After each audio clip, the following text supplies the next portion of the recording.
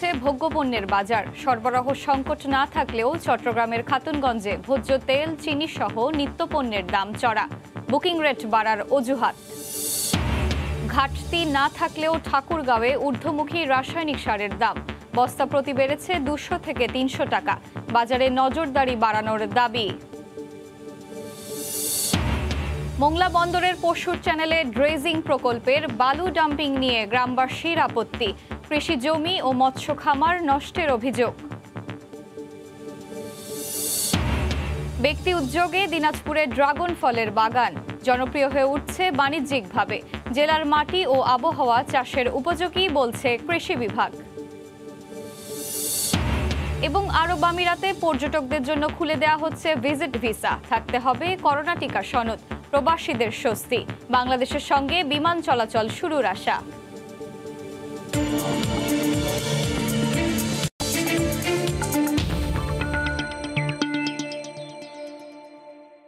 দেখছিলেন শিরোনাম। আমন্ত্রণ জানাচ্ছি দেশ ও দেশের বাইরের অর্থ বাণিজ্যের নানা খবর নিয়ে আমাদের নিয়মিত আয়োজন এ সময়ের বাণিজ্যে। আপনাদের সঙ্গে আছি আমি এশা হোসেন। চুয়াডাঙ্গায় উত্তরবঙ্গগামী একটি ট্রেনের তেলবাহী 5টি ওয়াগন লাইনচ্যুত হয়েছে। এতে বন্ধ রয়েছে খুলনা, ঢাকা, রাজশাহী রুটের ট্রেন চলাচল। রেলওয়ে কর্তৃপক্ষ জানায়, খুলনা থেকে ডিজেল নিয়ে নাটোরের উদ্দেশ্যে ছেড়ে যায় তেলবাহী একটি ওয়াগন। গতরাত 12:30টার দিকে উথলি স্টেশন এলাকায় পৌঁছালে 5টি ওয়াগন লাইনচ্যুত হয়। এতে খুলনা, ঢাকা, রাজশাহী রুটে ট্রেন চলাচল বন্ধ রয়েছে। সকাল 7:30টার দিকে ঈশ্বরদী থেকে উদ্ধারকারী ট্রেন ঘটনাস্থলে পৌঁছে কাজ শুরু করেছে। উদ্ধার কাজ শেষ হলে ট্রেন চলাচল স্বাভাবিক হবে বলে জানান রেলওয়ে কর্মকর্তারা।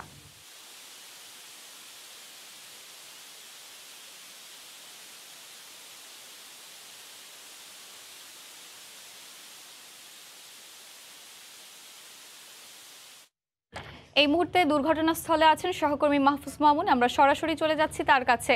মামুন, খুলনা থেকে নাটোরের উদ্দেশ্যে ছেড়ে দেওয়া তেলবাহী একটি ওয়াগন জীবননগরের উথলি স্টেশনের অদূরে লাইনচ্যুত হয়েছে।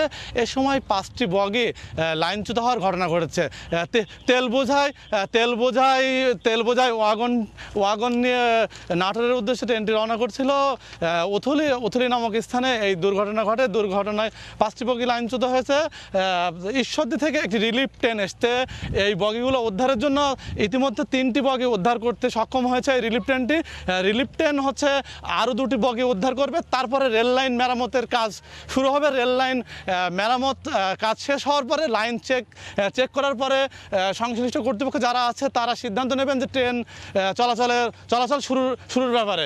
ইতিমধ্যে হচ্ছে খুলনা থেকে এবং ঢাকা থেকে, রাজশাহী থেকে যে ট্রেনগুলো চলাচল করে, যাত্রীবাহী যে ট্রেনগুলো চলাচল করে, সে ট্রেনগুলো হচ্ছে চুয়াডাঙ্গা, দর্শনা এবং যশোর স্টেশনে অপেক্ষা করছে। কারণ এখানে হচ্ছে লাইনের উপরে হচ্ছে মালবাহী ওয়াগনের বগিগুলো থাকার কারণে ট্রেন চলাচল বন্ধ রয়েছে।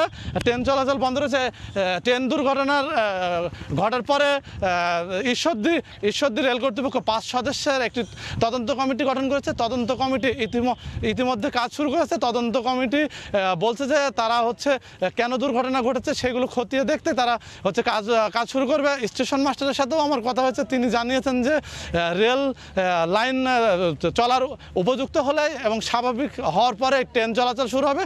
তার আগে ট্রেন চলাচল শুরু করা সম্ভব না। তিনি আশা ব্যক্ত করেছেন যে 3 ঘন্টার ভেতরে ট্রেন চলাচল স্বাভাবিক হতে পারে। ট্রেন চলাচল স্বাভাবিক হলে যে সাধারণ যাত্রীরা যে ট্রেনের অপেক্ষায় রয়েছে এবং অনেকে ট্রেনের ভেতরে রয়েছে তাদের দুর্ভোগ লাঘব হবে। এবং স্থানীয়রা ঘটনাস্থলে ভিড় করছেন, তারা ট্রেন উদ্ধারের বিষয়টি দেখছেন। তারা বলছেন এই ধরনের ঘটনা এখানে প্রথম নয়, এর আগেও এ ধরনের ঘটনা এখানে ঘটেছে বলে স্থানীয়রা জানিয়েছে যে ট্রেন দুর্ঘটনা এখানে এর আগেও ঘটেছে। কেন ঘটে সেটি হচ্ছে তদন্ত কমিটি তদন্ত করে দেখবে বলে স্থানীয়দের দাবি। এই ছিল চুয়াডাঙ্গার উথলি থেকে ওয়াগনবাহী ট্রেন দুর্ঘটনার সর্বশেষ। চুয়াডাঙ্গায় উত্তরবঙ্গগামী একটি ট্রেনের তেলবাহী 5টি ওয়াগন লাইনচ্যুত হয়েছে। সে বিষয়ে সেখান থেকে বিস্তারিত খবর জানাচ্ছিলেন সহকর্মী মাহফুজ মামুন। পর্যাপ্ত সরবরাহ থাকার পরও শুধু আন্তর্জাতিক বাজারে বুকিং রেট বাড়ার অজুহাতে অস্থির হয়ে উঠেছে দেশের ভোগ্যপণ্যের বাজার। প্রতিদিনই লাফিয়ে বাড়ছে ভোজ্য তেল, চিনি এবং ডালের মতো নিত্য প্রয়োজনীয় পণ্যের দাম। অথচ এ মুহূর্তে দেশে কোনো ভোগ্যপণ্যের সংকট নেই বললেই চলে। বিস্তারিত জানাচ্ছেন কমল দে। দেশের সবচেয়ে বড় ভোগ্য পণ্যের পাইকারি বাজার চট্টগ্রামের খাতুনগঞ্জের প্রতিটি গুদাম পণ্যের ঠাসা, রাস্তায় পণ্যবাহী গাড়ির সারিও রয়েছে। পণ্য সরবরাহে কোনো ঘাটতি নেই বললে চলে, তারপরও নানা অজুহাতে বাড়ছে অধিকাংশ ভোগ্য পণ্যের দাম। গত এক বছরও নিয়ন্ত্রণে আসেনি তেলের দাম। এক বছরে প্রতি মণ তেলের দাম বেড়েছে 1000 টাকার বেশি, আর গত 2 সপ্তাহে বেড়েছে অন্তত 300 টাকা। গত 2 সপ্তাহ আগের থেকে এখন আজকে 2 সপ্তাহে প্রায় 200 টাকা পড়ছে। ফার্ম সুপার সোয়াবিনের উপরে বেড়ে গেছে। এখন দেখা দিকে আন্তর্জাতিক বাজার নাকি মাল শর্ট, রেট বেশি। চিনির বাজারেও একই অবস্থা। রপ্তানিকারক দেশ ব্রাজিল ও থাইল্যান্ডে উৎপাদন কমে যাওয়ার পাশাপাশি হঠাৎ করে ভারতে চাহিদা বেড়ে যাওয়ায় দেশের বাজারে চিনির দাম বাড়ছে বলে দাবি ব্যবসায়ীদের। সেটার জন্য এখনো বাজারটা গত সপ্তাহে একটু বেড়ে আবার দাঁড়াইছে, হয়তো গ্র্যাজুয়ালি এটা আবার বাড়বে। পর্যাপ্ত সরবরাহ থাকা সত্ত্বেও ডালের দামও বাড়ছে। গত এক সপ্তাহে সব ধরনের ডালের দাম বেড়েছে কেজিতে 2 থেকে 7 টাকা পর্যন্ত। মূলত আসলে এগুলো যদি কন্ট্রোল না করা হয় তাহলে বাজার অস্থিতিশীল হওয়ার সম্ভাবনা শতভাগ বেশি। চাহিদার কয়েক গুণ বেশি আমদানি এবং ক্রেতা না থাকায় কিছুটা স্বস্তি রয়েছে আদা, রসুন ও পেঁয়াজের বাজারে। পেঁয়াজ, আদা, রসুন সবগুলার বেচা বিক্রি কম এবং আমদানি বেশি হয়ে গেছে, সেই জন্য বেচা বিক্রি দামটা কমে গেছে। মূলত চট্টগ্রাম বন্দর এবং বিভিন্ন স্থলবন্দর দিয়ে আমদানি হয় এসব ভোগ্য পণ্য। করোনা সংক্রমণে লকডাউন পুরোদমে সচল ছিল ভোগ্য পণ্যের এই আমদানি। ইন্টারন্যাশনাল মার্কেটে বুকিং রেট বাড়লে তার পুরো প্রভাব এসে পড়ে এখানকার বাজারে, কিন্তু যখন দাম কমে তার কোনো প্রভাব এখানে পড়ে না বলে অভিযোগ ভোক্তাদের। চট্টগ্রামের খাতুনগঞ্জ থেকে কমল দে, সময় সংবাদ। অস্বাভাবিকভাবে মুরগির খাবারের দাম বাড়ায় আর বাজারে মুরগি ও ডিমের দাম কমে যাওয়ায় চরম বিপর্যয়ের মুখে পড়েছেন মৌলভীবাজারের পোলট্রি খামারিরা। এতে জেলার ক্ষুদ্র ও মাঝারি অনেক খামারি দেনা পরিশোধ করতে না পেরে ব্যবসা গুটিয়ে নিচ্ছেন। পোলট্রি অ্যাসোসিয়েশন বলছে ইতোমধ্যে 80% খামার বন্ধ হয়ে গেছে। এ শিল্পকে টিকিয়ে রাখতে সরকার খামারিদের প্রণোদনা দিচ্ছে। মৌলভীবাজার থেকে শাহ অলিদুর রহমানের পাঠানো তথ্য ও ছবি নিয়ে রিপোর্ট। স্বল্প পুঁজিতে অধিক লাভজনক হওয়ায় দেশের অন্যান্য স্থানের মতো মৌলভীবাজারের বেকার শিক্ষিত যুবকরা 2005-06 সালের দিকে এ শিল্পের সাথে জড়িয়ে পড়েন। সে সময় জেলায় প্রায় 300 ছোট আকারের পোলট্রি খামার দিয়ে যাত্রা শুরু হয়। 2012 সালের মধ্যে খামারের সংখ্যা দাঁড়ায় 700-তে। পরবর্তী সময়ে খামারের সংখ্যা ব্যাপকভাবে বেড়ে জেলায় নীরব বিপ্লব ঘটে এ শিল্পের। কিন্তু সরকারের উদাসীনতা এবং অসাধু ব্যবসায়ীদের সিন্ডিকেটের কারণে একের পর এক মুরগির খাবার ও বাচ্চার দাম বাড়তে থাকে বলে অভিযোগ উঠেছে। এর সাথে যুক্ত হয় বড় পুঁজির শিল্প প্রতিষ্ঠানের বিনিয়োগ। ফলে পুঁজি হারিয়ে নিঃস্ব অনেক ছোট খামারি। এছাড়া করোনার প্রভাবে বাজারে মুরগি ও ডিমের চাহিদা কমে যায়, সে সাথে পড়ে যায় দাম। অন্যদিকে পোলট্রি খাবারের দাম কয়েক দফা বাড়ে। এ অবস্থায় অনেকে দেনা পরিশোধ করতে না পারায় ব্যবসা গুটিয়ে নিয়েছেন। মুরগির চাহিদা কম, যার কারণে আমরা দেখা যায় যে 1000 বাচ্চা তুললেও আমরা প্রায় 20-30 হাজার টাকা লস পাওয়া লাগে। লোন লইয়া আপনার আগুয়াইছে বিজনেস চলাই, কিন্তু এখন যে সাম্প্রতিক সময়ে লাগিয়ে আপনার বিজনেসটা খুবই খারাপ, যার আপনার পোলট্রি বিজনেসটা। এইভাবে ঋণ পরিশোধ করিয়া কোনোভাবেই খামার পরিচালনা করা সম্ভব নয়। ইতোমধ্যে জেলার 80% পোলট্রি খামার বন্ধ হয়ে গেছে বলে দাবি করেছেন ব্যবসায়ী সমিতি। সম্ভাবনাময় এই শিল্পকে টিকিয়ে রাখতে প্রণোদনা দেয়া হচ্ছে বলে জানায় প্রাণী সম্পদ বিভাগ। আমি ঊর্ধ্বতন কর্মকর্তাদের দৃষ্টি আকর্ষণ করে বলছি, যাতে এই শিল্পটাকে ধরে রাখার জন্য এবং যুবকেরা স্ব কর্মসংস্থানে টিকে থাকার জন্য যদি ব্যাংকগুলো সহজ শর্তে ঋণ দেয়, তাহলে এই শিল্প একটি সম্ভাবনাময় খাত আছে। আমরা মৌলভীবাজার জেলাতে 1708 জন পোলট্রি খামারিদেরকে আমরা প্রায় 2,21 লাখ আর্থিক নগদ প্রণোদনা প্রদান করেছি। জেলা প্রাণী সম্পদ বিভাগের দেয়া তথ্য মতে জেলায় 1708টি পোলট্রি খামার রয়েছে। সময় সংবাদ, মৌলভীবাজার। মোংলা বন্দরের পশুর চ্যানেলে ড্রেজিং প্রকল্পের বালু ডাম্পিং নিয়ে চীনা কোম্পানি ও গ্রামবাসীর মধ্যে বিরোধ দেখা দিয়েছে। বালু ডাম্পিংয়ের কারণে কৃষি জমি ও মৎস্য খামার নষ্ট হওয়ার অভিযোগ গ্রামবাসীর। বিস্তারিত জানাতে প্রকল্পের কোলাবাড়ি এলাকায় আছেন সহকর্মী মাহমুদ হাসান। আমরা সরাসরি চলে যাচ্ছি তার কাছে। মাহমুদ, এশা মোংলা বন্দরের ড্রেজিং প্রকল্পের বিষয় নিয়ে এলাকাবাসীর মধ্যে মিশ্র প্রতিক্রিয়া দেখা দিয়েছে। তা এই যে ড্রেজিং প্রকল্পের যে বালুগুলা ডাম্পিং করার প্রয়োজন, সেগুলো যে এলাকাবাসীর মধ্যে যে তাদের কৃষি জমি এবং ঘেরের জমি নষ্ট করে সেই ডাম্পিং গুলা করছে, বালু ভরাট করছে। কিন্তু এলাকাবাসীর একটাই অভিযোগ, তারা কোনো জমি দিতে রাজি না, তাদের শেষ সম্বলটুকু তারা নষ্ট করতে চাচ্ছে না। তারা এখানে বালি ডাম্পিং করলে তারা তাদের পথে বসতে হবে বিদায় তারা দীর্ঘদিন থেকে এ ব্যাপারে মানববন্ধন, সংবাদ সম্মেলন, বিভিন্ন সরকারি দপ্তরে অভিযোগ দিয়ে আসছে যাতে তাদের এই কৃষি জমিটুকু নষ্ট না হয়। কিন্তু চীনা কোম্পানি তাদেরকে না জানিয়ে তারা তাদের খামখেয়ালি মতো, তাদের খুশি মতো তারা ডাইট নির্মাণ করে, বেড়িবাঁধ নির্মাণ করে তারা কিন্তু বালি ডাম্পিং করছে।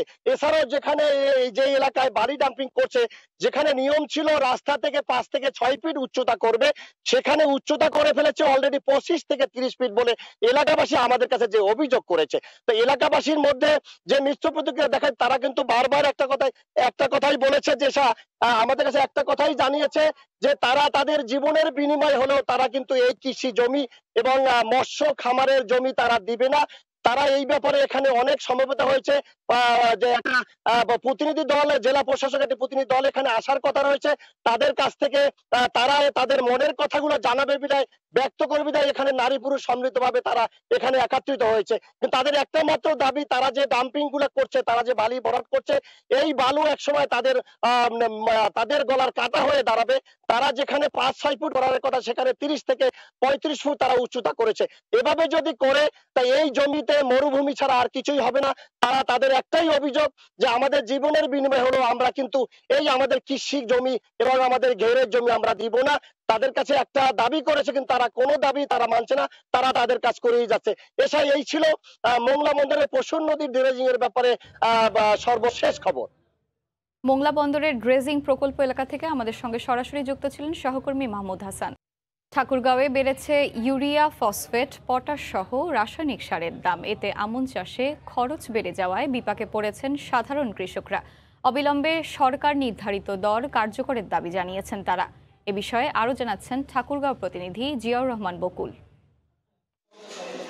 রাসায়নিক সারের দাম ঠাকুরগাঁয়ে বৃদ্ধি পেয়েছে। শিবগঞ্জের এই গোডাউনে সারের কিন্তু পর্যাপ্ত পরিমাণ মজুত রয়েছে, সারের কিন্তু কোনো রকম ঘাটতি নেই। কৃত্রিম সংকট তৈরি করে কিন্তু ব্যবসায়ীরা এই কারসাজিটি করছেন, তারা অতিরিক্ত দাম নিচ্ছেন। 200 থেকে 300 টাকা পর্যন্ত বেশি। টিএসপি সারের বস্তা সরকার নির্ধারিত মূল্য হচ্ছে 1100 টাকা, কিন্তু আমরা কিনছি 1400 টাকা পর্যন্ত। মনিটরিং অব্যাহত থাকলেই এই সারের যে ন্যায্য মূল্য তা দিয়ে কিন্তু ক্রয় করতে পারবে কৃষকরা। তো এই ছিল আমার কাছে সর্বশেষ। দেখছেন এই সময়ের বাণিজ্য। আলুর দাম পড়ে যাওয়ায় উৎপাদনের শীর্ষ জেলা মুন্সিগঞ্জের কৃষক ও সংরক্ষণকারীরা পড়েছেন বিপাকে। আলুভিত্তিক অর্থনীতিও বড় হুমকিতে পড়েছে। ভুক্তভোগীদের দাবি, মধ্যস্বত্বভোগীদের কারসাজি রোধে আলুর দর ঠিক করা সহ বাজার মনিটরিং জরুরি। নাসিরুদ্দিন উজ্জ্বলের রিপোর্ট, ছবি তুলেছেন আবু সাইদ।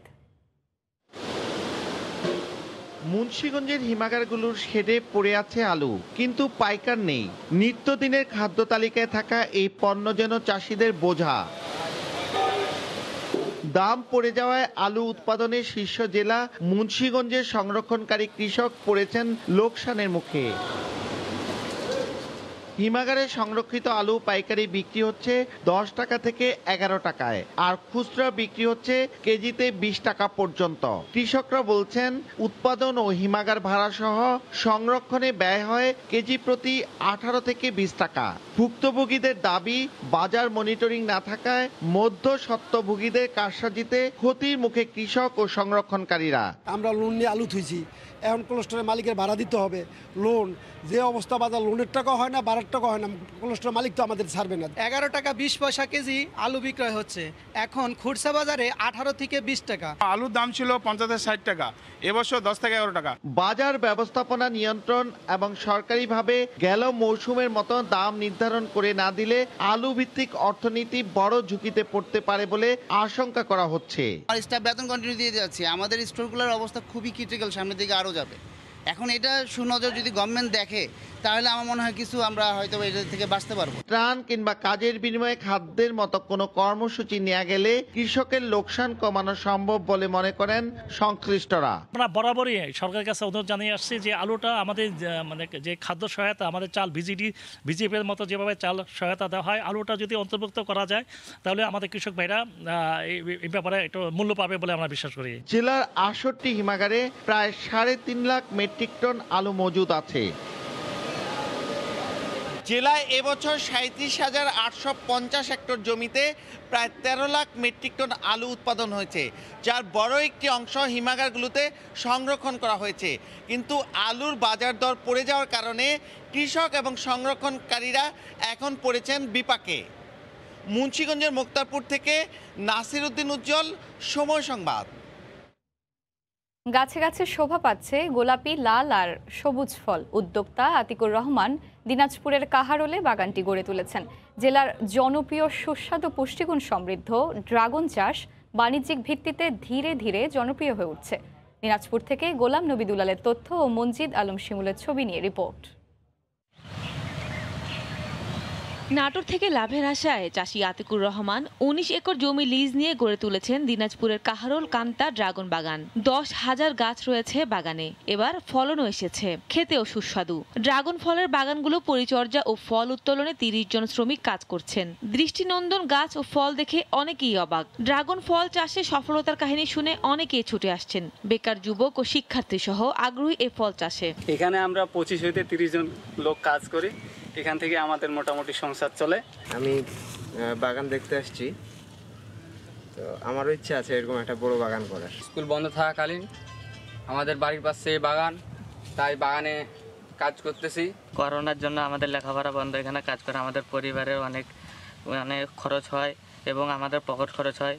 বাজারজাতকরণের সমস্যা তুলে ধরে বাগান মালিক বললেন, সরকারের পৃষ্ঠপোষকতা পেলে এই ফল চাষ করে অনেকে স্বাবলম্বী হতে পারবে। বাজারজাত ব্যবস্থাপনা এতটাই খারাপ যে বছরে আমরা যারা এরকম ফল বাগানে আসি আমরা অনেক লোকসান বা ক্ষতির সম্মুখীন হতে যাচ্ছি। কৃষি বিভাগ বলছে জেলার মাটি ও আবহাওয়া ড্রাগন চাষের জন্য উপযোগী। আম, লিচু বা এরকম কোনো ফল উৎপাদন করা যায় না, সেই সমস্ত জায়গাতেও কিন্তু যে অতি অল্প পরিসরেও কিন্তু 2-3টা ড্রাগনের ঝোপ আমরা করতে পারি। চলতি বছর দিনাজপুরে 71 হেক্টর জমিতে ড্রাগন ফলের চাষ হয়েছে। প্রতি বছর ড্রাগন ফল স্থানীয় বাজারে 350 টাকা থেকে 450 টাকা পর্যন্ত বিক্রি হচ্ছে। সময় সংবাদ, দিনাজপুর।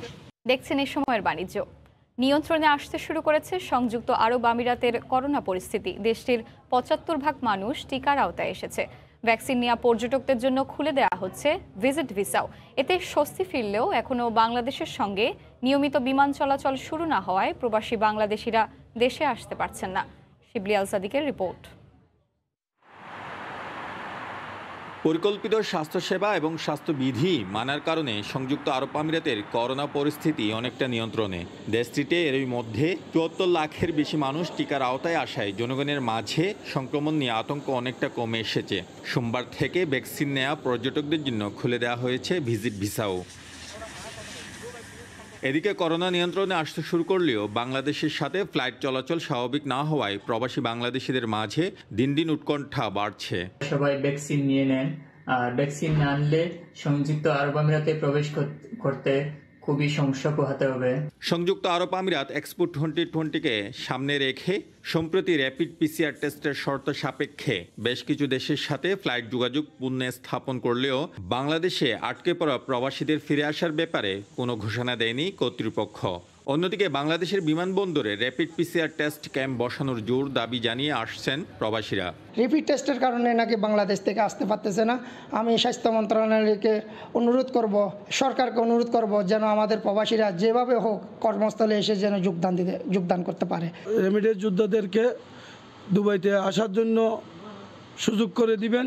বাংলাদেশ সরকারের প্রবাসী কল্যাণ মন্ত্রণালয় থেকে র্যাপিড পিসিআর টেস্ট বসানোর কথা জানানো হলেও কবে নাগাদ তা বাস্তবায়ন হবে তা নিয়ে উদ্বিগ্ন অবস্থায় রয়েছে প্রবাসীরা। রেমিটেন্স যোদ্ধাদের দিকে তাকিয়ে সরকারকে উদ্যোগী হওয়ার দাবি জানিয়েছেন তারা। শিবলি আল সাদিক, সময় সংবাদ, সংযুক্ত আরব আমিরাত। অবশেষে ইতালি প্রবাসীদের জন্য এলো খুশির খবর। দীর্ঘ 4 মাস পর ইতালি প্রবেশে বাংলাদেশিদের ওপর থেকে নিষেধাজ্ঞা তুলে নিল দেশটির স্বাস্থ্য মন্ত্রণালয়। 31 আগস্ট থেকে চালু হচ্ছে বিমান যোগাযোগও। ইতালির ভেনিস থেকে সহকর্মী মাকসুদ রহমান রিপোর্টে বিস্তারিত। ডেল্টা ভ্যারিয়েন্টের কারণে গত 2রা মে থেকে বাংলাদেশ, ভারত ও শ্রীলঙ্কার সঙ্গে সব ধরনের যাত্রীবাহী বিমান যোগাযোগ স্থগিত করে ইতালি। সবশেষ নিষেধাজ্ঞা বলে 30শে আগস্ট পর্যন্ত সময় নির্ধারিত ছিল। শনিবার এক বৈঠকে শর্ত সাপেক্ষে 31শে আগস্ট থেকে দেশগুলোর সঙ্গে পুনরায় যাত্রীবাহী বিমান চলাচলের সিদ্ধান্ত নেয় দেশটির স্বাস্থ্য মন্ত্রণালয়। শর্তে বলা হয়, ইতালি প্রবেশের পূর্বে 72 ঘন্টার মধ্যে করতে হবে পিসিআর টেস্ট। এছাড়াও প্রবেশ করে 10 দিন নির্ধারিত স্থানে হোম কোয়ারেন্টাইনে থাকতে হবে। ইতালি সরকারের এমন ঘোষণায় খুশি প্রবাসী বাংলাদেশিরা। একই সঙ্গে বাংলাদেশে আটকে পড়া কয়েক হাজার প্রবাসীর ইতালিতে ফিরতে আর কোনো বাধা রইল না। তারা ইতালি প্রবাসীতে আছি, দীর্ঘ 4 মাস বিগত ফ্লাইট বন্ধ ছিল, বাংলাদেশের সাথে যোগাযোগ বিচ্ছিন্ন ছিল। এখন ইতালি সরকার ফ্লাইট চালু করেছে। বাংলাদেশের কয়েক হাজার মানুষ, বাংলাদেশে ইটালির প্রবাসী যারা ছিল তারা বাংলাদেশে গেছে, আসতে পারেনি। কয়েক হাজার মানুষ আটকা আছে। এই বিদায় ইটালি সরকার আমাদের বাংলাদেশের সাথে ফ্লাইট যোগাযোগ চালু করেছে। এই হিসাবে আমরা ইটালির সরকারের সুস্বাগত এবং ধন্যবাদ জানাই। গেল বছর নভেম্বর ও ডিসেম্বর মাসে বাংলাদেশে পরিবারের সঙ্গে ছুটি কাটাতে গিয়ে দীর্ঘ বিড়ম্বনায় পড়েন প্রবাসীরা।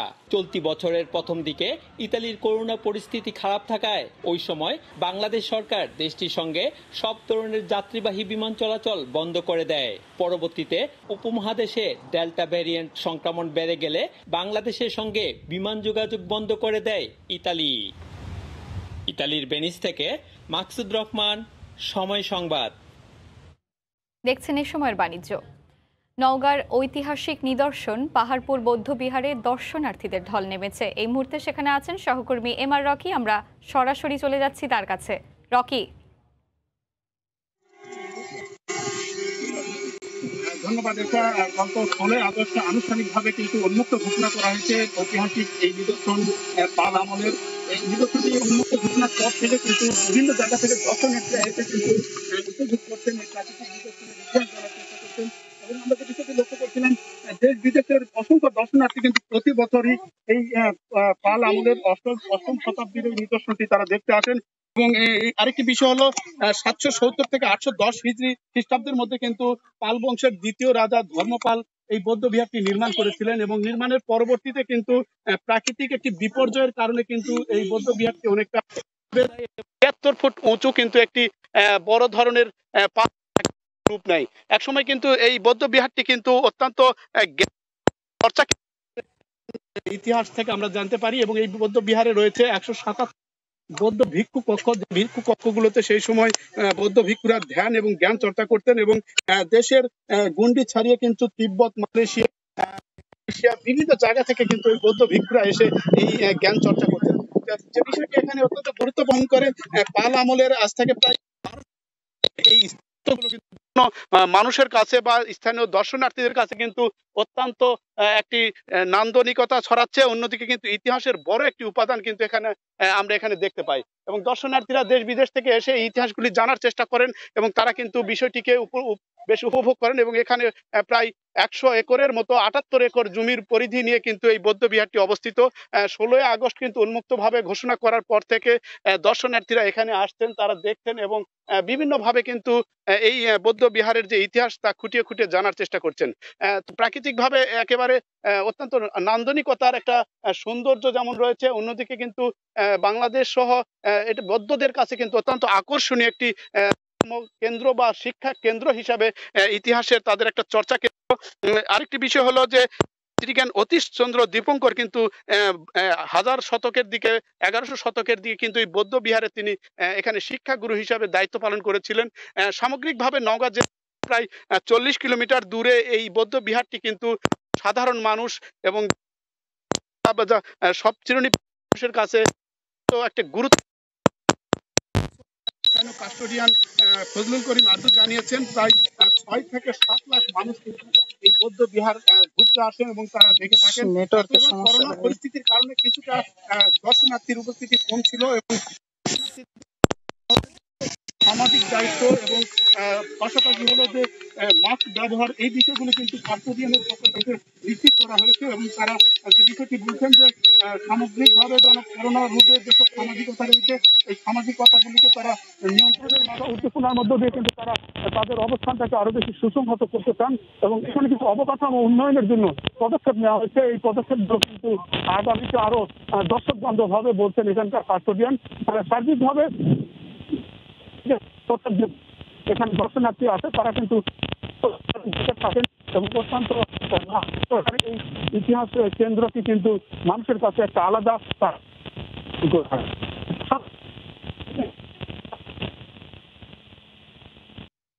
দেখছেন এই সময়ের বাণিজ্য। বাংলাদেশের গ্রাহকদের জন্য হিরো মোটোকর্প নিয়ে এলো নতুন চমক, অত্যাধুনিক বাইক হিরো হাঙ্ক 150R।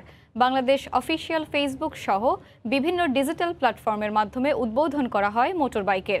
মোটরসাইকেলটির উদ্বোধনী মূল্য 1,64,490 টাকা। বাংলাদেশের সব অনুমোদিত ডিলার পয়েন্টে মোটরসাইকেলটি পাওয়া যাবে।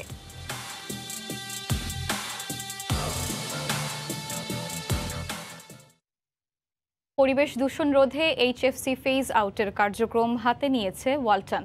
পরিবেশ অধিদপ্তরের সাথে চুক্তি করেছে ওয়ালটন হাইটেক ইন্ডাস্ট্রিজ লিমিটেড। এ প্রকল্প বাস্তবায়নে সহায়তা করছে জাতিসংঘ উন্নয়ন সংস্থা UNDP। রোববার পরিবেশ ও অধিদপ্তর ওয়ালটনের মধ্যে চুক্তি স্বাক্ষর হয়। এ সময় ওয়ালটন হাইটেক ইন্ডাস্ট্রিজ লিমিটেডের ব্যবস্থাপনা পরিচালক গোলাম মোর্শেদ উপস্থিত ছিলেন।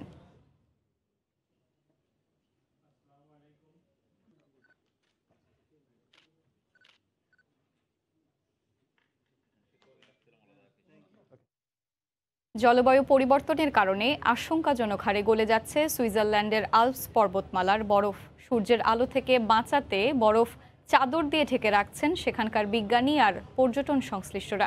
বিজ্ঞানীরা বলছেন আগামী 50 থেকে 60 বছরে এই অঞ্চলে কোনো বরফ থাকবে না।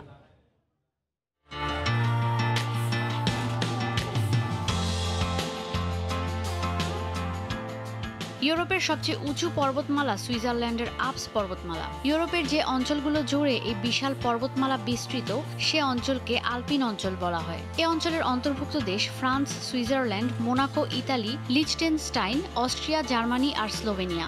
1200 কিলোমিটার এলাকা জুড়ে বিস্তৃত বরফে আচ্ছাদিত এই পর্বতমালা।